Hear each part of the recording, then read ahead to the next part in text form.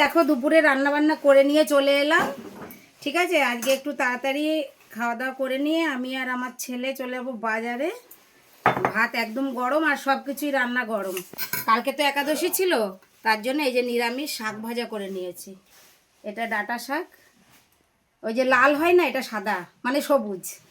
আর হচ্ছে এই যে সজনে ডাঁটা, আলু উচ্ছে দিয়ে আর বেগুন, একটা তরকারি।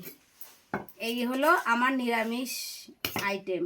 আর আমাদের বাড়ি তো মাছ যারা খাবে, কালকে নিরামিষ খেয়েছে, শনিবারে নিরামিষ, রোজ রোজ এরা খেতে পারে না। আর এই যে মিষ্টি, এই হলো আমার নিরামিষ আইটেম।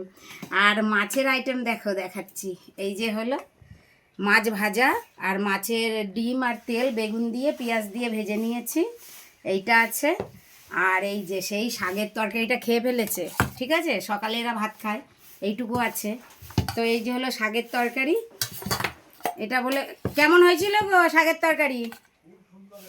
খুব সুন্দর হয়েছিল। না, এগুলো ভালো লাগে খেতে, যারা খায় জানে যে শাকের তরকারিটা খুব ভালো লাগে।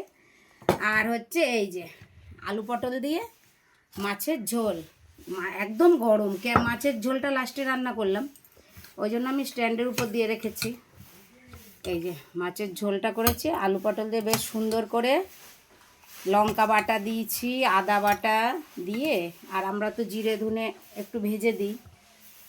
এই যে হলো মাছের ঝোল। আর আমাদের দুপুরে এখন মা ওরা পরে খাবে, আমি আর ছেলে খেয়ে নিই, খেয়ে আমরা একটু বাজারে যাব, অনেক দিন যাওয়া হয় না বাজার। তো চলো, এই যে রান্না বান্না করে নিয়ে বসে গেছি, ঠিক আছে। আর এই যে মিষ্টি আছে। তো চলো, শুভ দুপুর সবাইকে, সবাই ভালো থেকো, সুস্থ থেকো, খাওয়া দাওয়া করে নাও সবাই।